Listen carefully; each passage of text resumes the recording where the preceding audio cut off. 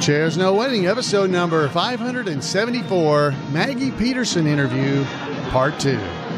Two Chairs No Waiting is brought to you each week by the folks over at weaversdepartmentstore.com. Drop by over at Weavers and check out some of the great items they got. It's getting warm. It's time to get you some new t-shirts. We got the 1960 TV Mayberry. That's right. So you want to get that t-shirt. It's a great shirt with Barney, Opie, and Andy on a television set. It's exclusive to Weavers right now. Head over there and check it out. And baseball season's been, well, delayed. But head over and get a Mayberry pennant. That's right. And show your spirit for the Mayberry Union High. Head over to weaversdepartmentstore.com. Two Chairs No Waiting is also brought to you by donations from listeners like you. The executive producer of episode number 574 is Jeff Gossett. Hello, Jeff, and thank you for your support and helping me out on the show. Folks, I am Alan Newsome, your host for Two Chairs No Waiting, and it is always great to be here with you here on Mayberry and just talking Mayberry. If you didn't hear last week's episode, I want to encourage you to just pause me. If you're not, pause it. Go and listen to episode number 574 because you're going to want to hear that one. It is a great episode. It's the first part of this one because this is part 2 of that interview with Maggie. Now, this interview was done over in Calhoun, Georgia, back in 2018. So it's definitely something you're going to want to hear and be a part of. Now, we're going to hear from that. We're going to talk with Randy Turner. He's going to give us a report. And then we're going to talk a little bit more about Maggie at the end of the episode and just remind you, about some of the stuff I mentioned last week about Maggie herself. So, folks, until we get to that, let's head on back over to this wonderful interview. Now, this one, let me tell you where it's starting because you're probably going to need to know. We're starting up where Maggie had just finished last week. She had been talking about her career all the way up to when she was about to start on the Andy Griffith Show. So that's where we are going into the conversation, beginning the discussion about the Andy Griffith Show itself. So here it is. Take it away, Maggie. There were 249? 49. 249. And they started in 1960. Yeah, went to 68. So they were putting together the show, the spin-off from the Danny Thomas Show and so forth. And as they were doing that, there was a part came up on the show for a country girl. Now, at that time in the 60s, sort of the glamour girls were sort of in, the go-go girls and the big hairdos and all of that. So that was kind of what they were thinking about, sort of the Daisy May kind of character. But that's not what Dick Link had in mind. So he made up an audition for me to audition in front of Sheldon Leonard and Aaron Rubin.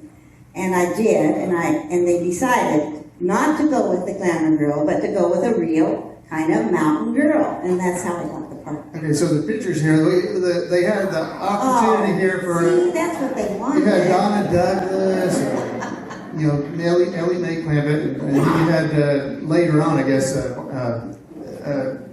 Catherine Bach that was on the Dukes of Hazzard as Daisy. Right. So yeah. this is what I'm what sure they had in mind, I think. Maybe, but that wasn't. So the next picture here is there he is. And could there have been a better Charlene? Really, there couldn't have been.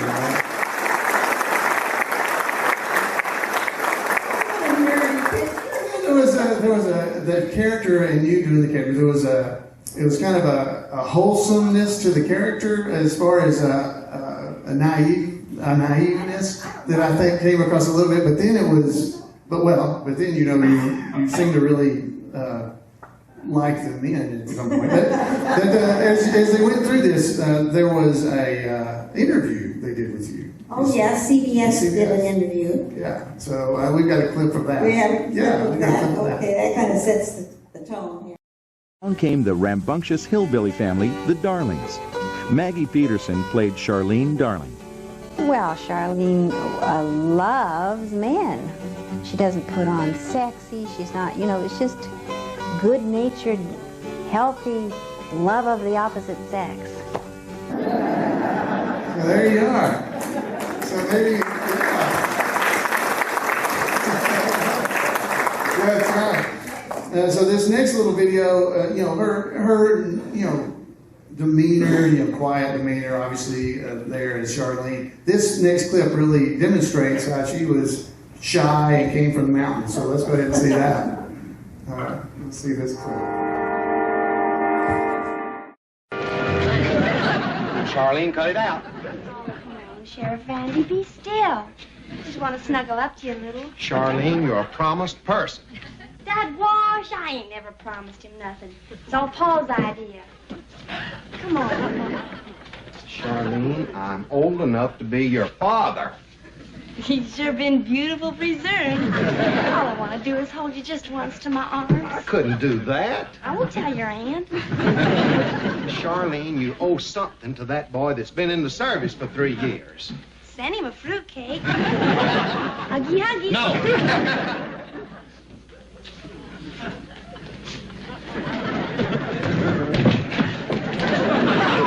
Charlie. Oh, boy, I got him treed. I got him treed.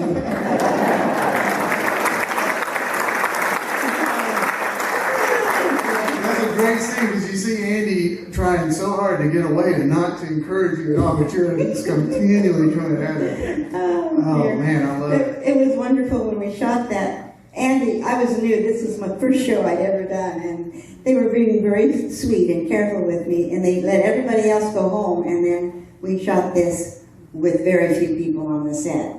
And after we were done with the show, with the scene, Andy was really pleased with it, and he and Dick Link took me out to dinner. Wow. Well, I mean, you did not. I mean, it did not look. You didn't look nervous or anything in that scene. That was pretty amazing. It would have made me nervous with you looking at him like you were. I would have been the same way. That was great. Now, one thing in that clip, I don't know if you guys saw it, but you're wearing a sweater, and on the sweater there's a hole in the back. That's true. Why is that hole there? Well, they weren't real rich people, you know. She kind of went to the Goodwill and picked out her clothes, and she had that sweater for about 7 years, so by that time. So. I didn't know if it was there for you to hang it on the nail or something. Well, it could be. Good idea. Anyway, that's really neat because a lot of times when you see Mace, her sweaters will have a hole. Oh, Dad. No. But that's really the reality or the realism on that show was what really made you guys sold that so amazingly well. And so thank you for doing that. That is just great. So okay, so some of my favorite episodes too. Obviously the Darlings. I love the Darlings when they're in town. The singing, the music of the Andy Griffith Show was amazing. Oh, Andy loved it when the Dillards were on because he'd bring his guitar and then during setups they'd sit around and play, and he just loved that. Yeah, and one of my other favorites on the show, and a lot of you guys probably too, is Ernest T. Bass. You like Ernest T. as well. So there's one episode that was both of them were on there. So you had there's Ernest T. the Mountain Wedding episode. Oh. Ernest T. is on there with it, darn. So that's the greatest when you get to that. Oh, that wedding show, that was the Mountain Wedding. A lot of people like that show. I like that show. It was funny. But I'll have to tell you something about the costume, the wedding dress. Usually when you're on a show, they have like 2 or 3 costumes. So if something happens to one, they have another one to put in its place. But this particular wedding dress, they did not have any backups. They only had one wedding dress. So I had to wear the wedding dress, and then later on in the show, Barney had to wear the wedding dress. So we got a picture of Barney in the wedding dress. There we go. But the point is that they only had one wedding dress, and I had to wear it, and Don Knotts had to wear it. It had to fit us both. So that doesn't say a whole lot about my figure, does it? Or his either. And Don looks really happy. Several years ago, there's a fellow that does Barney with us, David Browning, has done Barney, so you may say. We actually did an event up in Ohio, and he dressed up in a wedding dress and did this exact same thing, and Maggie actually sang at the wedding. And people actually got married. Yeah, It was a real wedding. They wanted to reproduce the mountain wedding, and we did it. Yeah, we didn't make them both wear the wedding dress, but No. that was great show, great memory right there of both Howard Morris and Don Knotts. Yeah. Those are amazing. So, in addition to the Andy Griffith Show, what else? What other things were you? Well, I did commercials and sitcoms and a couple movies. I worked on my Academy Award performances in the commercials, and I perfected them. These are Academy Award performances. So the commercials, you're award winning. So let's see a few of the commercials here. So let's see some of these. Wait a minute. Look at this. Now, I forgot about this. Now, Yeah. you made a lot of money on the Andy Griffith Show. Oh, well. And the residuals poured in, and Yes. The residuals are still pouring in. As you can see, this was my last residual. $1.45. Not bad, Yeah, not that's bad. good. So yeah, the actors only got paid at the time when this was filmed for the show itself, That's and right. then 3 reruns. That's all we got. Right. So people always ask me when they know I've been on the show, they ask me 3 things. They say, what was Andy really like? What was Don really like? And do you still get residuals? Well, of course, Andy was great and so was Don, but the answer to the residuals? No, that's the answer right there. And that's probably related to the music. I don't know, Maybe. but that's it. That's all I get. So they're not.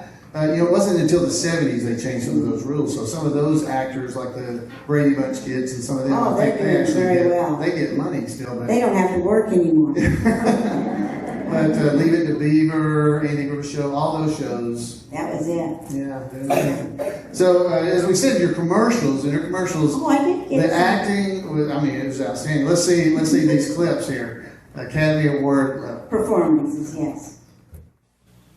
2 letters to look close for on a new Ford car are NC, no extra charge. This economical Pinto's got solid-state ignition and steel-belted radials, all NC, no extra charge. NC, nice car. The 6-cylinder Maverick's got steel-belted radials and solid-state ignition, too. All NC. NC, neat compact. NC, now choose. Ford small cars. The closer you look, the better we look. See for yourself at your local Ford dealer. Katie, I'll never pass my driver's test. Keep cool. Get so perspiry. I'll offend the policeman. Here. Secret super spray?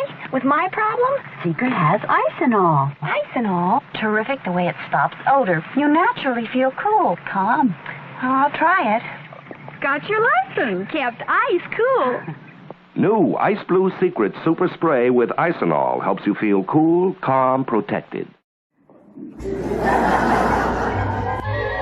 morning, Mrs. Jones. You certainly got your laundry clean and white. Well, thank you, Mrs. Smith. You're right, it's clean and white. Too bad it's not great. What? In fact, it's second rate.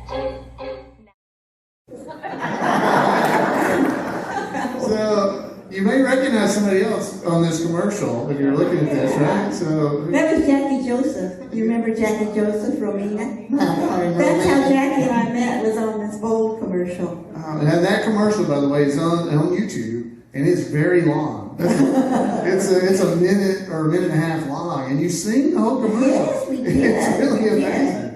I don't think I've ever seen a singing commercial like that. I know. But it's really fun to watch if you ever get a chance to see it. Wasn't that terrific? Oh, it was. Well, and the Isanol in The Secret. I don't know what that is, but I was impressed by that. I want some of that stuff.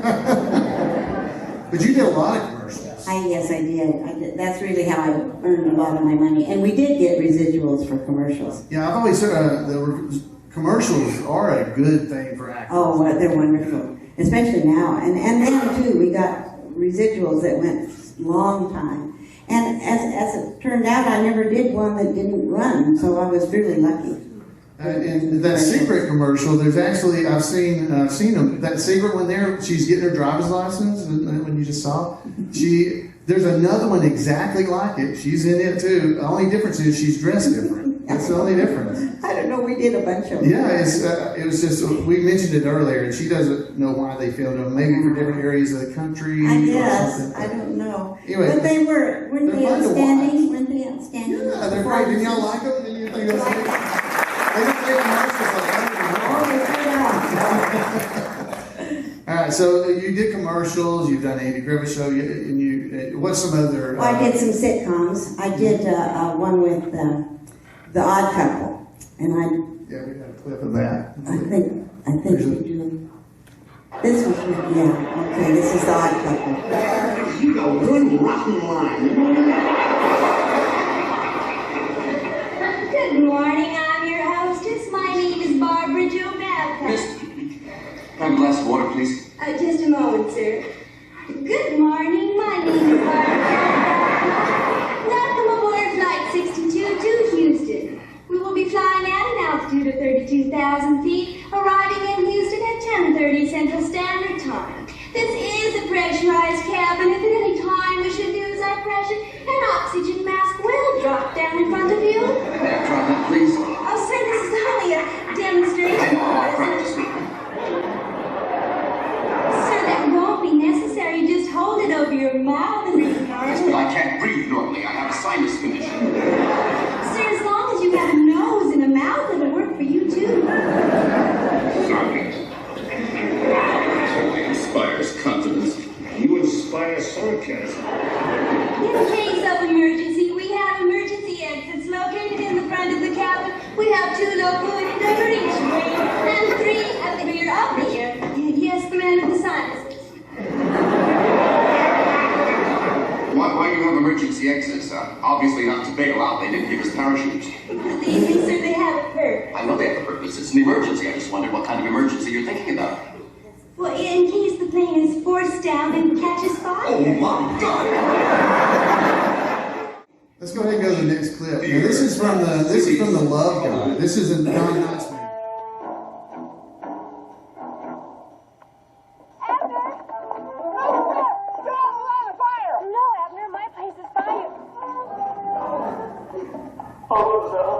Oh, I got hit in the face by a Gomer.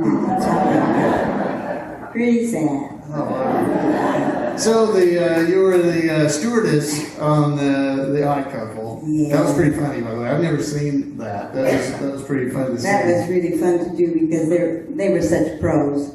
I just had a wonderful time with them. It was a lot of fun. That's great. And in The Love Guide, you were in that movie with Don. Yes, I played his girlfriend in that. Mm-hmm. So yeah, if y'all have ever seen that movie, it's a funny one. It's Don Knotts is more of a kind of a Hugh Hefner type person. Yeah, Hugh Hefner. It bombed at the theaters. Yeah. People didn't want to see Don Knotts in that character, so it didn't do very well. It was fun to make though. So I mean, we see that she's been in some of these. We were in Jack Klugman and Tony Randall. You see them. You starred with them. You starred with Don Knotts. So you're getting to star with some of these hunky men, right? So you're getting all these Hollywood hunk love interest in your. That's right. I always pictured myself, with Cary Grant or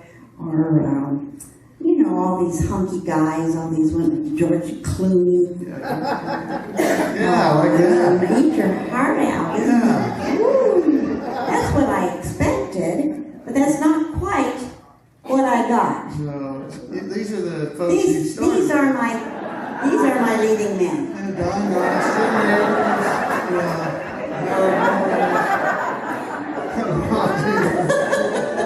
Tony Randall, there they are.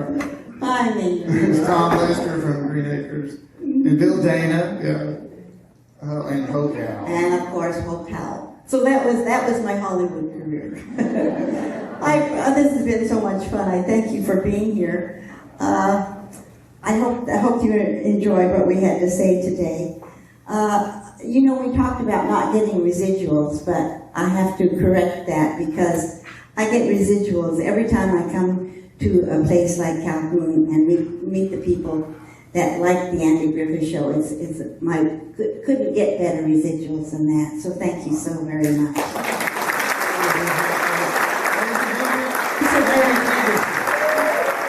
So that was Maggie. A great experience to get to interview with her. And wow, speaking of residuals, as you saw in that one clip, she didn't get any. She basically got no residuals at all. She got $1.47, I think it was. Is that what it was? Yeah. $1.45 that she got from residuals. So folks, that's one of the reasons I wanted to bring this up again. And I want to mention it to you. Maggie has had some health problems. This is March of 2020, and she has had some health problems, and she has been in the hospital. She has gotten out recently, but she has been in there since November, recovering from a broken ankle. She's had some other issues. And friends, I just want to encourage you to support her. There is a GoFundMe campaign going for Maggie. So let's give her the residuals that she never got and help her out, because they're trying to raise about $50,000 to help pay for the medical expenses, because she's still in rehab. She's home with her husband, Gus, so she is the caregiver for him. He has Alzheimer's, so she is his caregiver, and she can't do that right now. She's in rehab to recover from what she has gone through. So I want to encourage you. You can go to the GoFundMe campaign. I made a shortcut for this. It's bit.ly/Maggie Peterson. If you go there, it'll take you directly to the GoFundMe campaign for Maggie. And then what it'll say on that page, so you'll know, it says Maggie, quote, Charlene Darling, end quote, Peterson needs help. That's what it's for. Now, the fundraiser was created by Ben Eaton and Amy Royer. That's her nephew and her niece that have created this, and the family is completely aware of it. And there's a video there. So if you would like to help Maggie out with some residuals, that's a little more than $1.45 that she's getting on her residuals, please consider that if you have an opportunity to. And it's, if you're hearing this contemporaneously, that's a big word, contemporaneously with the podcast. So head over there at bit.ly/Maggie Peterson. It'll take you right to it. Or you can go to the show notes for episode number 574, and there's a link right there as well. All right, folks, it's time now for us to hear from our roving reporter, Randy Turner. So take it away, Randy. Welcome to This Week in Mayberry History, a report by special correspondent Randy Turner of the Gomer and Pyle Comic Book Literary Guild of the Mayberry Historical Society.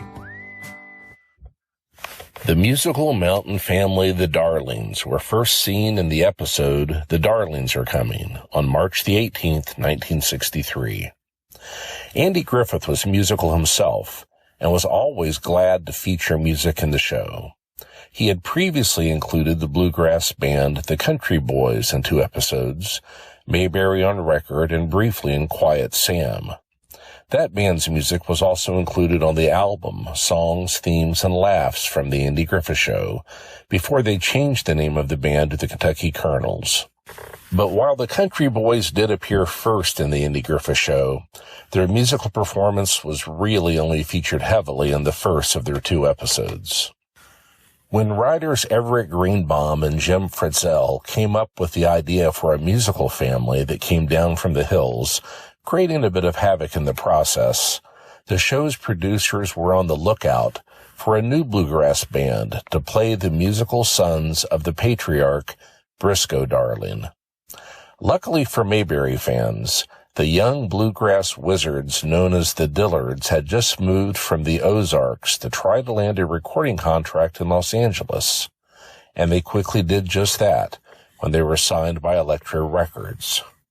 The Dillards' name came from the 2 brothers Rodney and Doug Dillard, who formed the group, with Rodney primarily on guitar and Doug on banjo. From 1956 through 1959, the brothers were founding members of a band called the Ozark Mountain Boys. During their time with that band, they were invited to appear on a radio show on KSMO in Salem, Missouri, hosted by Mitch Jane. Eventually, Rodney and Doug began performing on their own, then recruited mandolin player Dean Webb. They formed the Dillards and actually recorded an album in St. Louis before their move to Los Angeles. For that recording, Dean played mandolin for the initial recording, then went back and overdubbed bass on all the songs. In 1962, Mitch, who had hosted Rodney and Doug on his radio show and enjoyed the album that featured Dean on both mandolin and bass, asked to join the band to serve as their MC and tell funny stories between songs, figuring he could learn enough bass to get by. They got Mitch a bass, and Rodney taught him how to play it. Once the Dillards came to Los Angeles and were quickly signed by Elektra, Variety magazine ran a small blurb about the signing, which Andy Griffith's manager, Dick Link, happened to see. He arranged for the band to meet with Andy. They played only a song and a half before Andy declared they had both the look and sound he wanted.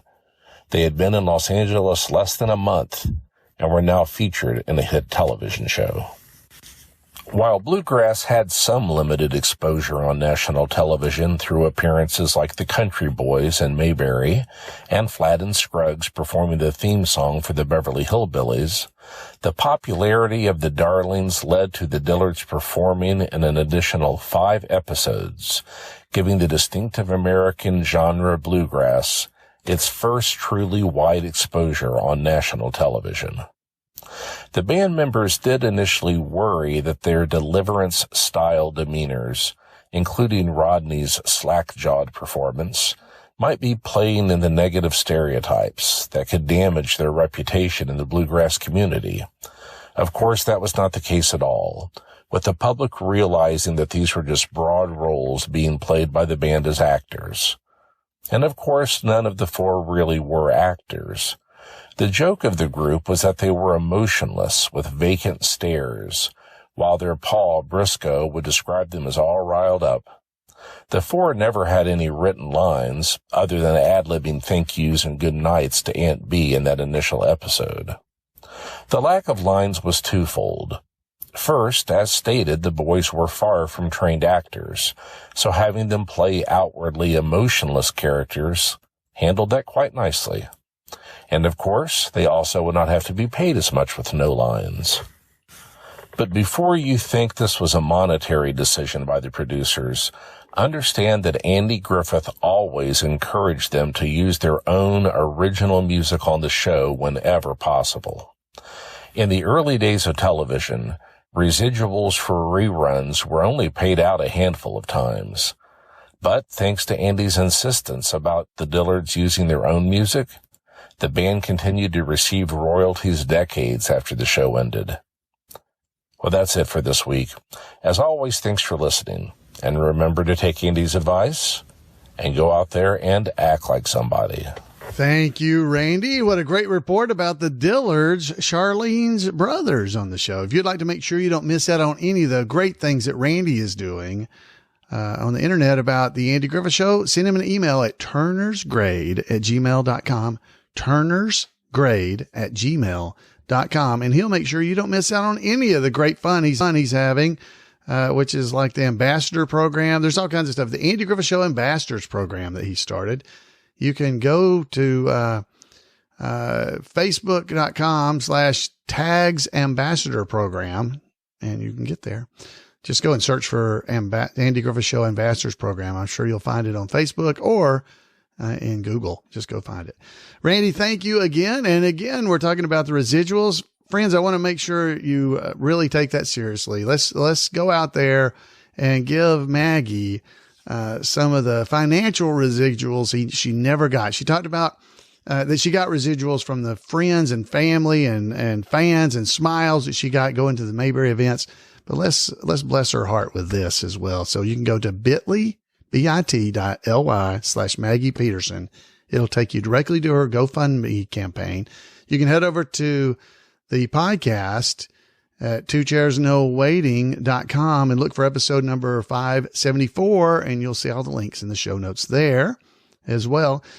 Some folks were asking in our chat room if I'd heard from Maggie. Now, Jeff Gossett talked to her last week, and he says this to me. He said, I talked to Maggie last night. Now, this was last week. He said that she is very happy to be in her own home and seemed to be in great spirits. She is very appreciative of everyone's support. And she also, Jeff also talked to who did he talk to? He talked to Ben Eaton, which is, her nephew. And he is also very grateful for all the help in getting the word out to all the Mayberry fans. So let's keep doing that. So even if you can't donate or help her out, maybe you can just spread the word and we can get more help for Maggie. She's up to $19,122 of the $50,000 that they're hoping to raise for. Now, this is not an all or nothing campaign, so she gets the money no matter whether she reaches the top notch or not. But she's anyway. Let's just try to do that, friends. It is always great to be here with you in Mayberry. I hope you'll come back next time. It's always fun to visit and just to talk. Now, if you didn't see it, there was a little thing that came out this week that was about Floyd. If you go on my YouTube channel, it's there, and it's on Facebook as well. If you go to 2 Chairs No Waiting, if you go to facebook.com/2chairs, you'll see it there.